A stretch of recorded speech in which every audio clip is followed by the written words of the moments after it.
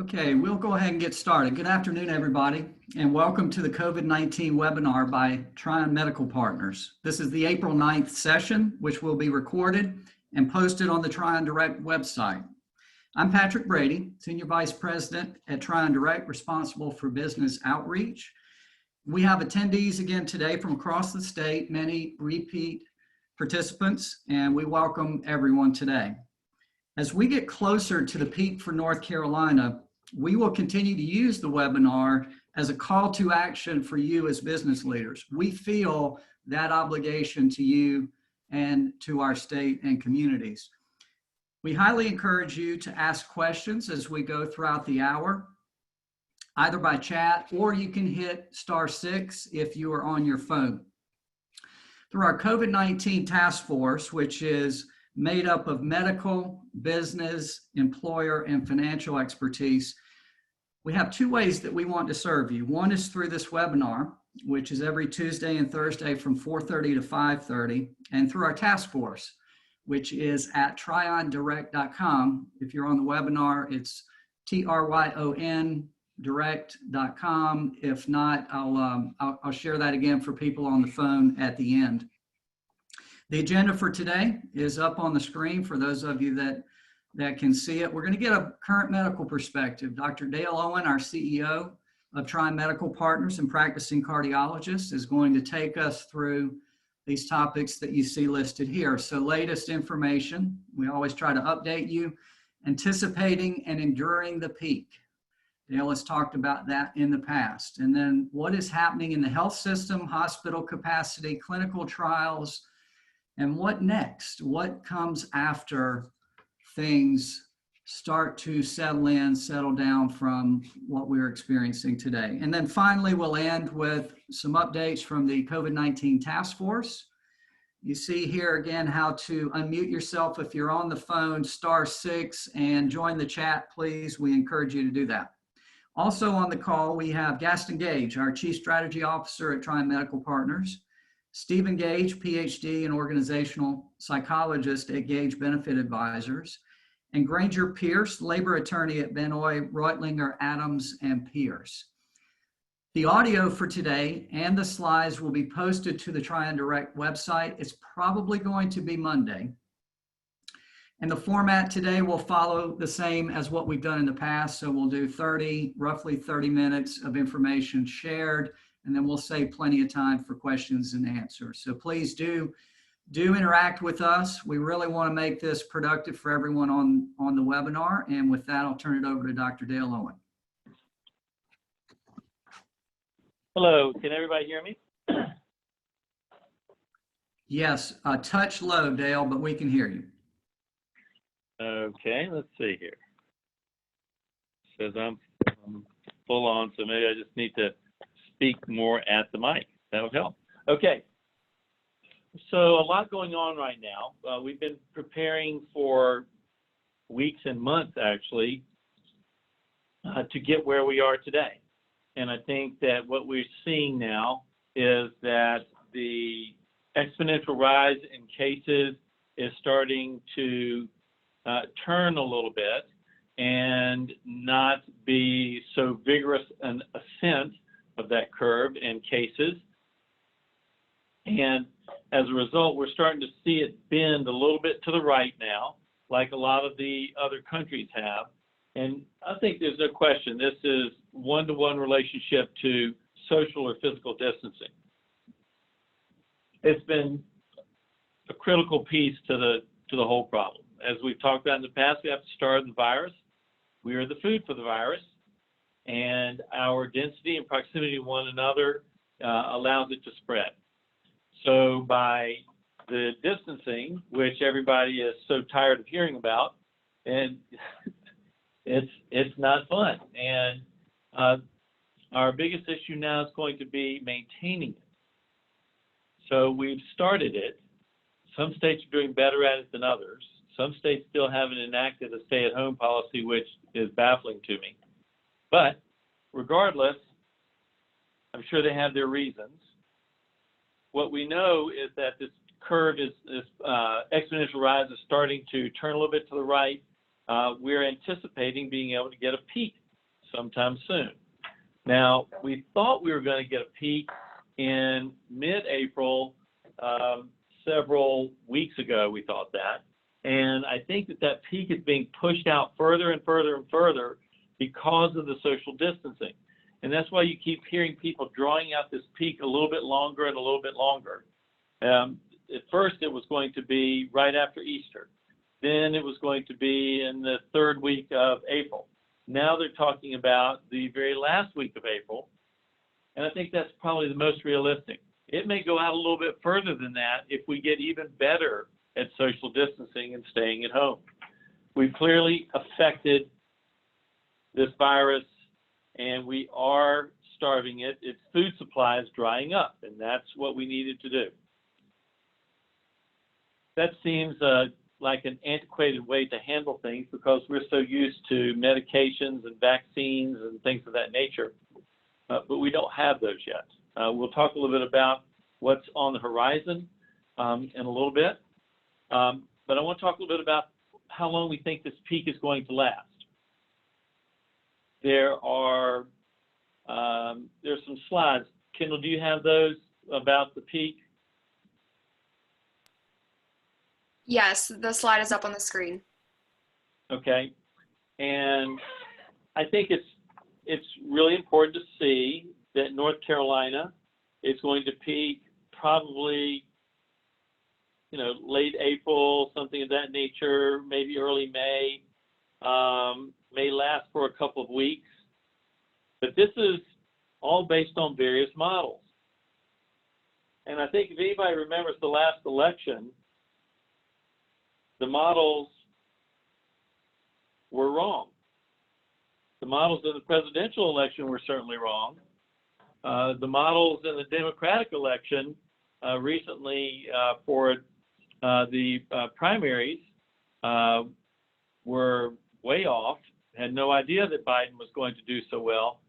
So every poll is based on how good the data is you're bringing in.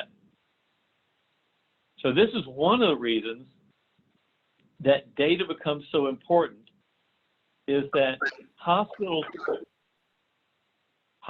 were very delayed. Hello? Somebody might have us unmuted there. We're getting a little background noise. If you could just go on mute if you're not on the webinar. So hospitals were not turning in all of their positives as quickly as they should have been. And then it was required by the U.S. government to do so by 5 p.m. every day. And I think we're starting to get better information. At least we hope that's what it is. It's certainly more representative of the testing that truly has been done. And we're not seeing such a lag time. I would also tell you that some of the tests that were taking 5 to 10 days have now been reported out because a lot of places aren't using them anymore, and they finally finished all their batches. So we probably have a little bit more accurate data now than we did before, and hopefully this peak will last for a couple of weeks. Here's the biggest issue, and we've said it again and again, in that if we continue to do our jobs, then the modeling will likely be correct. However, if we get complacent, and I think it was the governor of Ohio who said this, they're seeing the curve bend. They're seeing the changes occur. But if we stop what we're doing, become complacent, go back out into the public, and pretend like nothing happened again, and get lax about these rules, the peak will last longer, and we will see a second phase, because we will not have completely starved the virus. We have to starve this bugger and completely to be able to win this battle. So I think that's the real take-home information. Enduring the peak, enduring, quite frankly, enduring everybody that's at home with you all the time. And some of the videos that I've seen on YouTube have been absolutely hysterical. I think maybe a lot of you have seen the one about the gentleman who's asked about whether or not he can be confined in quarantine with his family, or B, and he says B before anybody even tells him what it is. And then I've seen another one recently where somebody is putting up signs about how terrible it is while they're on a video, somebody to come help them. So, I mean, those are all funny, but it really is true. I mean, we're sick of it. We're a society that's very mobile and able to go around and so forth, and this has really cramped our style. The point of all that funniness is that we cannot let our guard down. It's going to be really important. That's very cliche to say. But if we do let the guard down, we will hurt everyone. And that being said, this isn't a state-by-state issue. Although different states will have less impact by getting their peak under control faster, like North Carolina hopefully will, if we let out early, we will injure all the other states who later let out a couple of weeks from now. So we all have to coordinate this. Pardon me. So actually I tested negative for COVID-19 the other day. So this is all allergy. I've been talking with the hospitals a great deal. And what they initially thought was some of the data that was coming out was that they were going to need approximately 3,000 beds here in Mecklenburg County in addition to what they have right now. I think they know that that's better now, and they think it may be more in the 600 to 1,000 range. That's a huge difference. We even heard that they are going to commandeer certain places, and that may not be necessary now. Social distancing has changed all that and tremendously helped in this process, and I suspect that they will probably use their own facility grounds to create field hospitals. That's what I'm hearing. So, any questions about that so far? Dale, I think one thing, and I know you're probably going to hit this later, but it seems like a good place to pause for a second. Does anybody want to ask Dale a question? That's basically foundational that he's covering, but he did hit an important topic, and that is second wave. And we often get that question: what does it look like? When does it come? How do we know we're in it? How do we know we're coming out of it? So Dale, you hit that when you're ready, but let me just prompt everybody on the webinar to see if there are any questions on that or anything Dale's covered up to now. We'll wait just a second. I don't see any in the chat. Anybody on the phone? Okay, not seeing any questions. Dale, back to you. Excuse me. So I was mentioning about the hospital capacity because I wanted to let you know that if we let out early, their hospital capacity will be overrun because they won't be prepared for it. They're going to prepare for 600 to 1,000. But if we let out early, within a couple of weeks of that, you'll start to see the next peak an uptick again, and it will overrun. So generally, the further you go along in this flattened curve and the downside of this curve, the further time you get before you let out and let society reopen, the smaller the second peak will be and the later it will be. If we let out too early, as we're just cresting the hump, we'll see a quick second peak. If we wait late, we might see a small second peak. most countries around the world are preparing for some type of a second peak. What is most difficult in the United States is that each of the states has the right to lift its stay-at-home policy individually rather than coordinating it as an entire nation. And that puts us at risk. It would be better in this situation, and I know everybody is, you know, we've talked about states' rights for a couple hundred years, but this is where coordination of states becomes really important. We'll see how that goes. When can we reopen society? And there are a lot of pieces to that. Number one, how far are we on the downside of this slope of the back end of the curve?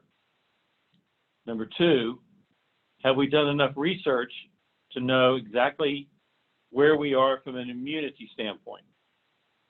And our IgM antibody, which is the first one that's made, conveying immediate acute infection, versus our IgG antibody, which says that there's a previous infection. How long do these antibodies last? How long do they convey immunity? And I know it wasn't asked specifically like this, but this is where the whole concept of clinical trials becomes integral in the process of being able to tell when we should open back up society or reopen society. I'll go over some of that if there are no other questions right now. Dale, we got one question in the chat. And Stephen, you're on the line. This may be for you more so, but I'll throw it out there to both of you. It says, I know a lot of frontline workers are getting hazard pay, healthcare workers, grocery store, et cetera. Are we seeing companies provide employees hazard pay even if they're not considered frontline? Asking about manufacturing specifically. So Dale, that's not as much a clinical question. Stephen, it's probably for you. Yeah. Can you hear me, Patrick? Yes, we can. Yeah. I have not seen anybody that is an essential business that's still going to work, but not in contact with the public like that. I have not seen those get paid the hazard pay.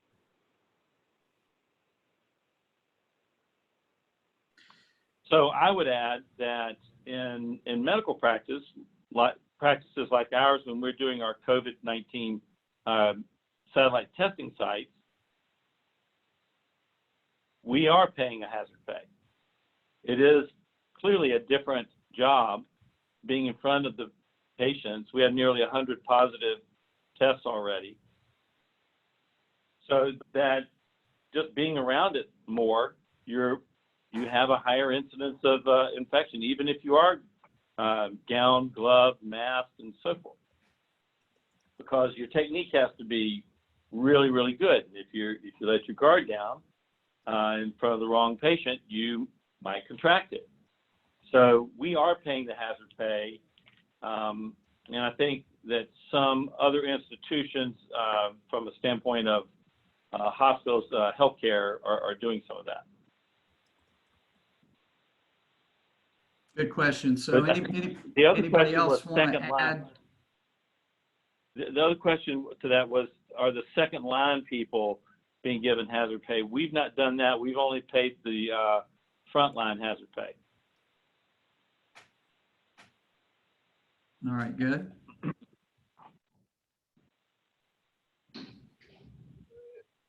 Hey, Patrick. All right. This is Granger. I'll just chime in too in terms of what I've seen. I'll very similar to what Stephen said. I've not seen any essential businesses that are currently paying their employees what we call hazard pay.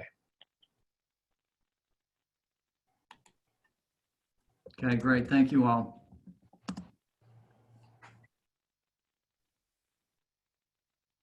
All right. That being said, let's talk a little bit about what's out there right now in trials. We need a ton of information. We need information on antibodies. We need to know how long they last, which ones are lasting how long. Are there subsets of those antibodies that are lasting longer? Is it gender, age specific, based on medications that they're on, all of these things. And it's going to take hundreds of thousands of people in tests around the world to help bring this together to a head. There are phase 1 trials going on all over the world, 20 plus right now. There are a lot of different antiviral medicines that were used in HIV therapy initially and thought to potentially have an effect here. Some have demonstrated some possible help. Others clearly have fallen off and been of no help. There's a compound called interleukin-6 that is produced as an inflammation driver. And so there are a couple of medications like Actemra and Kazara that are IL-6 inhibitors. Those trials are ongoing, and whether or not they can be used even ahead of schedule. Frequently, the FDA will allow that for an investigational purpose, just because of the dire need of trying something rather than doing nothing. So some of that's going on. Plasma antibody studies are going on tremendously. The whole concept of hydroxychloroquine is not proving as robust as some people might want it to. Its trade name is Plaquenil, and we'll wait and see the finals on that. I spoke to our research partner, Javara, earlier today, and they had a brand new antibody study presented to them today, and we're going to try and contact all of our patients immediately and try and get them in it. So I think that there are certainly thousands, tens, hundreds of thousands of people in the United States that could participate in these trials. We certainly hope that they will, so that the whole world can find out what the answer is to this. A vaccine is probably a year or more away, but hopefully there'll be medications. One of the really cool things that's out right now is whether or not we can harvest antibodies from plasma and then scrub them so that they don't have as much immune system response against the next person, and then see if we can't use them, inject them in other people to get a more significant improved response and early response to the COVID virus. So again, other really unique things going on. Dale, a pivot here for just a minute. I'm dying to get this question in front of you. This is from the chat. Very specific. If an employee has tested positive in the workplace, what should be employers' guidelines for the coworkers? And Stephen, I'm gonna ask you to chime in here as well. What should be the employer's guidelines for the coworkers that have been in close contact? Is quarantine for the coworkers recommended? And if so, for what length of time? And we are getting this question a lot. Stephen, let's start with you. Dale, I know you're going to want to weigh in on this too, but Stephen, what are your thoughts? Well, and Granger and I have worked on this a lot over the past month or more with employers. So last time, Tuesday, I guess, we talked about a company putting together a disease management plan, which is so important. These days, we've talked about, again, the more communication that you can do with employees, and getting these guidelines out there, getting the health tips out there, the best practices.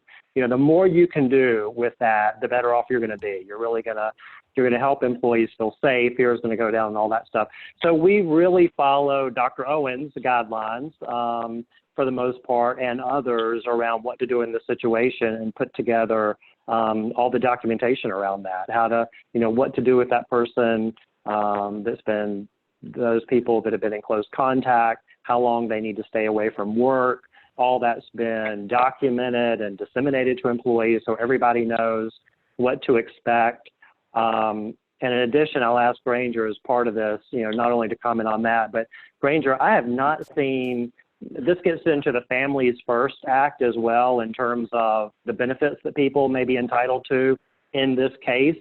And we've had to put together our own forms for this. So in addition to Dr. Owen commenting on the medical piece of this, I would love for you to comment on, we put together the forms to request sick leave and extended FMLA on our own. Have you seen any forms from the DOL on that, or companies asked to put together, their own forms to respond to cases like this? Thanks, Stephen. And Stephen is exactly right in terms of the importance of having a policy in place, some guidelines in place that employers will have to basically control who comes onto their premises. That's really, really important. In terms of the forms, the DOL has not released any forms yet to document sick leave. What they have released is about a 125-page document, which is their new regulations and some interpreting guidelines that go along with them about what you can ask for in terms of documentation. And so we've taken that information and plugged that into some more, just a general Word document from a form standpoint for folks to use. You can find, if you're anybody who's looking for forms like that, you can find some good guidelines or templates that folks have posted around. We've basically taken those and customized them so that we can get the specific information that we're entitled to request that really is related to one or more of the particular categories that they request. One thing I would point out to everybody to think about doing when you have employees fill out one of these forms to certify that they're entitled to this kind of leave.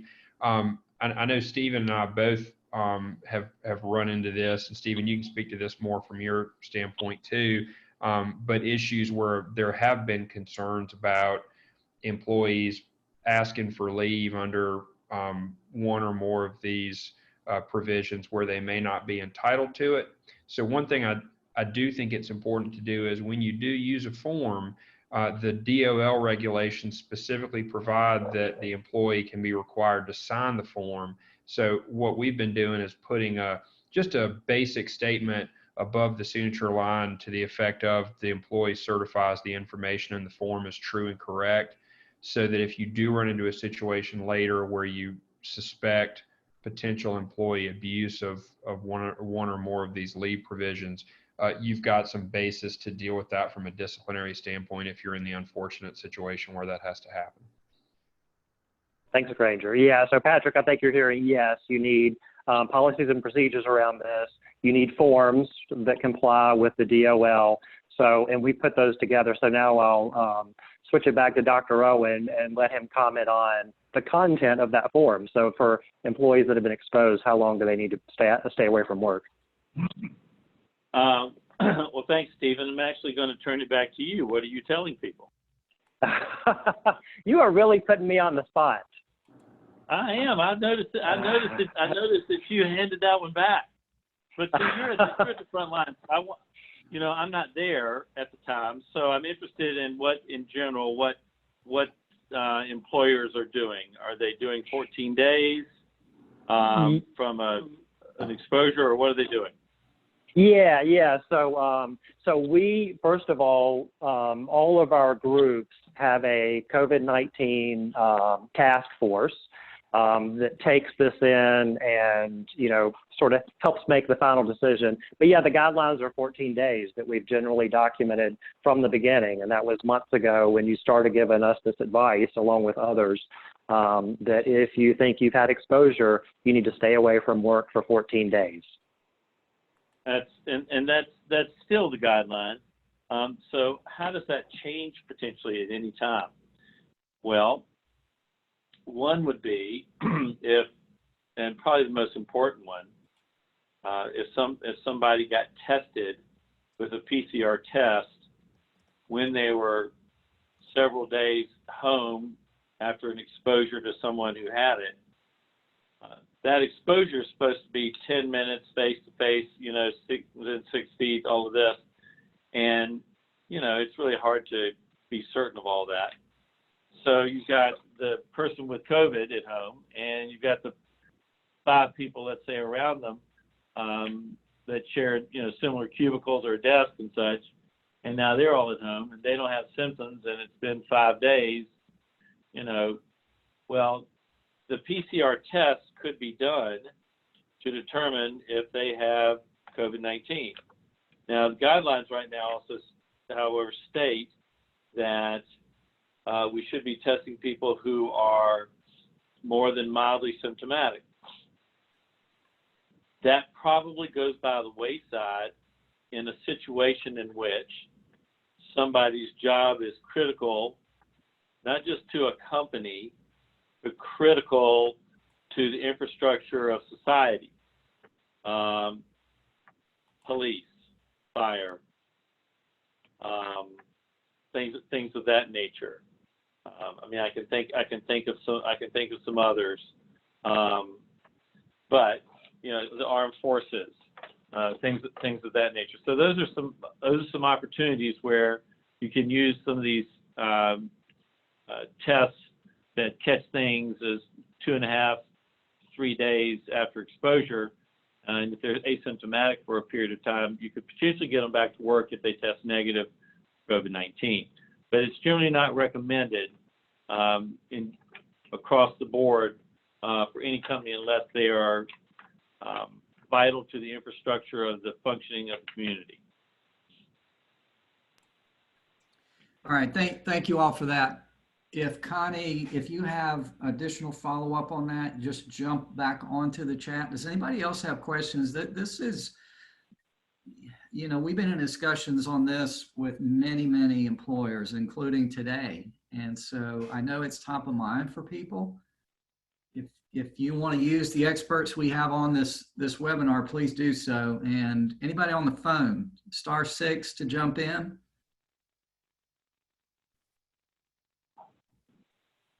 All right, Dale, we kind of pivoted off of the clinical trial, so take us back where you'd like to pick up. Well, I think that what's going to be the guiding light in this process is it's all data. It is just pure hardcore data. And it's going to be, hospitals hiring the people to be able to get the data both to the state Health and Human Services and national data banks as quickly as possible, because we need daily data, not things that are a week late, things of that nature. I'm hoping that a test in a couple of months, maybe 2 to 3 months, is really available to everyone widespread, and that would potentially be the Abbott test that is positive in 5 minutes, negative in 13 minutes, but right now its level of production, and nice article, I believe it was today, earlier in the day, mentioned that, they needed to have tested millions by now, and they've tested in the 80,000 range. But they're doing it in hotspots, which doesn't make a lot of sense, because we know those people are going to be positive, have a much higher incidence of being positive. Where it can have its greatest effect in certain regions, personal opinion would be in areas where there's less overall infection rate. So that way they can be isolated faster and remove them from society and quarantine those folks. So I think that the data is going to be critical, and this is a huge opportunity for the population of the U.S. that has been affected and infected by this virus to do their part, unfortunately, yet again, and participate in these trials that will help develop a vaccine faster, antibody tests faster, antibody treatments faster, and get more data on how this is going to play out. Because otherwise we're guessing. And if we guess wrong, and we're more likely to guess wrong being too short of the goal line, we need to cross the goal line and be certain of it before we open up society again. We've talked for a month or more regularly together about what's coming. The peak is coming. It's going to be in another 2-3 weeks. We've seen what some of it looks like. It's going to get worse. What we haven't seen is how it's going to respond on the back end. And it's going to, just like the front portion of the curve is related to social distancing, the back portion of the curve is going to be all about maintaining it. Right when we're all about ready to pull each other's hair out because of being cooped up for so long. Unfortunately, that's when we need to take a deep breath and do what's necessary and get through this. That way, we avoid this massive second peak that would really catch us, and it would be hard to let the genie back, try and put the genie back in the bottle again and put society back on ice again. That would really be difficult.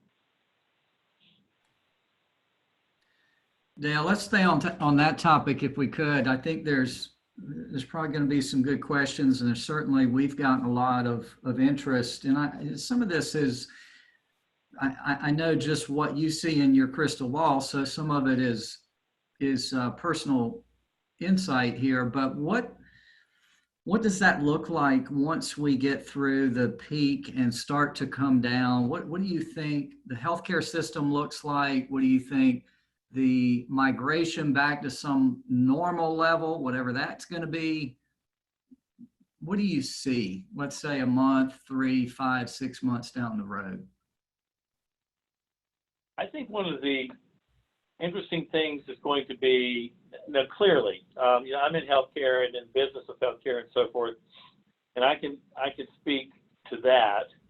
I'll do that first and say that, and I think it's a mirror image of what's going to help in the rest of society. Healthcare is going to have to be supported like never before, because if it isn't through stimulus, and I know $2.3 trillion sounds like a lot of money, and that's in the Small Business Society, the SBA, Small Business Association, 2.5 times of salaries and so forth over an 8-week period. That's not going to fix everything as people try and come out of this. I'm hoping that there will be a second stimulus just for people to get their feet on the ground. I think this first stimulus is just so that so many don't go under. In healthcare, the worst thing that could happen is for the smaller primary care groups to struggle so mightily that they have to close their doors. That will create a huge burden on the back end of this curve and make it last longer for the hospitals. Even though the overall curve may be going down, the effect on the hospitals will be even more accentuated. And I think that that's what we're seeing now in some bills in Congress, that it's going to have to be directed to healthcare, and changing of the model of how healthcare is delivered likely in the future. I think there's going to be a lot of virtual visits and less standard in office space and things of that nature. I think healthcare likely is potentially, and I think it's going to be significant, may have changed forever. For other businesses, the restaurants, the manufacturers, and so forth, I think they're also going to need a second injection, because we can't afford, for the fabric of what is really the meat and potatoes of what we do across the United States, 50% of it is in small business. And even in medium-sized business, that's going to be a critical need as well. So I think that we're going to see healthcare change significantly. I think we're going to see a need for a second stimulus. Wouldn't surprise me at all about that. And it's going to be kind of like that little engine trying to go up the hill, the little engine that could. We know we're going to get there, but it is going to be a bit of a chug getting up the hill. And I don't think that's going to last just a couple of months. I think that businesses already see that that's likely going to last through a lot of 2020. Here's a very good question, a very specific question, Dale. So unless anybody else wants to tag on to what Dale just said, I think we can move on to this one. This will be helpful for everybody's. Question is this: why was there such a need for the reaction we've had to COVID-19? Why was that so much more severe than H1N1 or SARS, for example, from a medical standpoint? State that again. I heard part of it. Okay. Why was there such a need or reaction to COVID-19?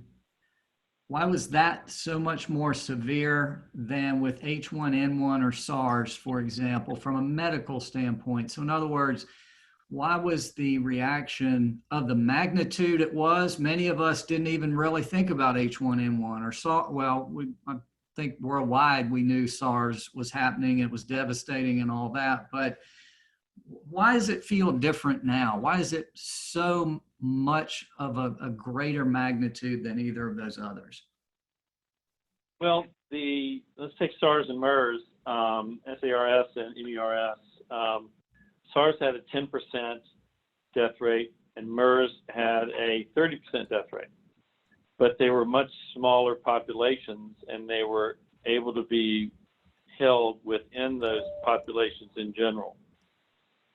This got out, and it became, instead of a local epidemic, it was able to get out a lot easier. And we don't know all the reasons that this happened in China. I'm sure that there will be people who tell a story years to come about how it happened. But there are 3 different coronaviruses, and this coronavirus, COVID-19, not as virulent or likely to kill, but it's more easily spread. And we're finding out it's a lot more aerosolized than we thought, which is why you see these recommendations now to wear masks, when that was not the case for the first month or 2 of the process as far as we knew. So those particular viruses were able to be contained in specific patient populations, and this got out and quite frankly, in an area with very high density, which made it explode. If you have the same virus attack a a small village in outer Mongolia or Nigeria or any other remote area, its ability to find a host and more food, in other words, more people, is significantly more limited. We were fortunate that MERS didn't get out. That would have been, if we believed that it would have had the same level of death rate at 30%, now that would have been a terror. Regarding that, one quick second, we will probably never know what the true death rate is for coronavirus/COVID-19. And that's because we didn't test right for it. We don't know who all the people are who had mild disease. Now, it would really be interesting if we did a true population study and found out who has antibodies to it. And that would have told you what the true baseline denominator was in total infections.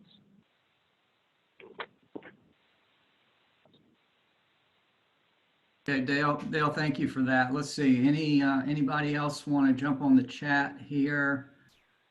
All right, we're gonna try and wind down. So I'm gonna ask Dale in just a second for some closing comments. Anybody on the phone?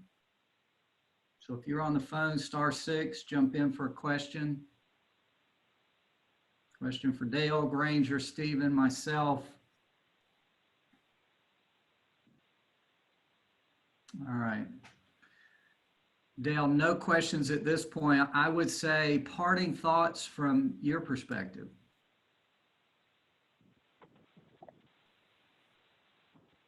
As I mentioned last time, this is a huge psychological strain on everyone.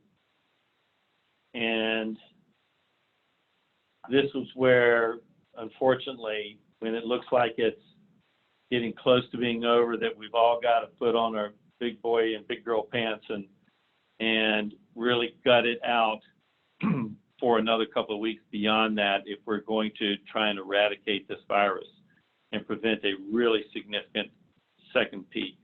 That's the true take-home message. We have proven, as we thought, and the country's done a pretty decent job, not perfect, but pretty decent job of social and distance isolating. The easy part is to start it. The hard part is to maintain it when things look like they're improving. Psychologically, that is a very hard thing to do. That's going to be probably a bigger task than starting the isolation as you see the infections mounting in the hundreds of thousands.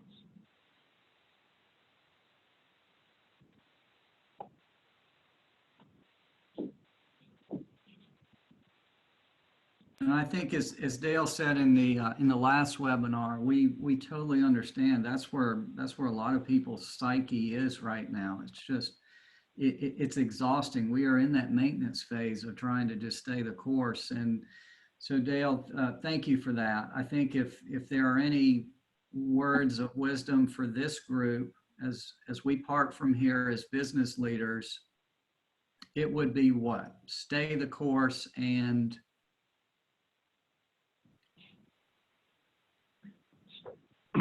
stay the course. Don't let your guard down. Be very supportive of all your employees and their families. It's tough on everybody.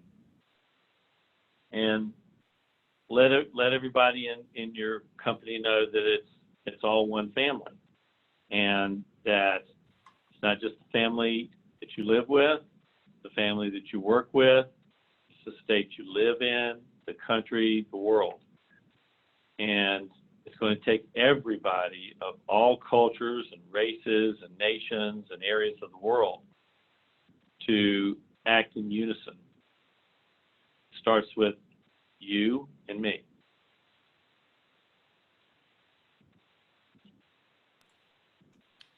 Yep, that's great advice. So I'm gonna let Dale stop there. Stephen, if you could add any closing thoughts for this group, so business leaders, from throughout the state, what would it be? What advice would you give them for the next, say, week to 2 weeks?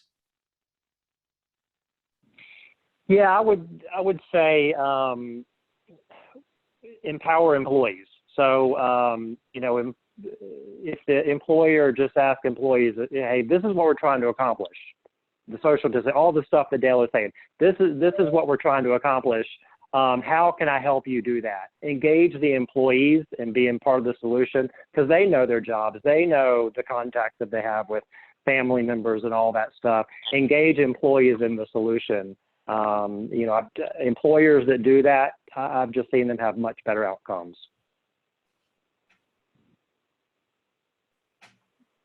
All right, thank you, Stephen. That's good. That's good practical advice, and I think right now that's where most are, as Dale said. And so I don't see any questions on the chat, and we can give you a few minutes back here if there are none. But I'll wait just a second. Anybody on the phone? So *6, and we're going to bring up the Tryon Direct website, because in closing, I always try to do this and just say, don't use just this webinar. Our Tryon Direct website is really where we want to interact with you, just almost real time. We get questions, we reach out to people, we post content. You see coronavirus on here. Ask us a question. There's media information that we're trying to make available. These webinars get posted out within a day or two. And you see that we've got here articles for business leaders. So all of this is just meant to help you. So it's a catalog of ways that we see a need and ways we're trying to help those in the business community. So encourage everyone to use that and to interact with us. We are here to help you. And I think if there are no other questions, we'll give you a few minutes back in your afternoon. And we just really thank you for joining us today. We appreciate your time. We hope you have a terrific weekend. Thanks for joining us.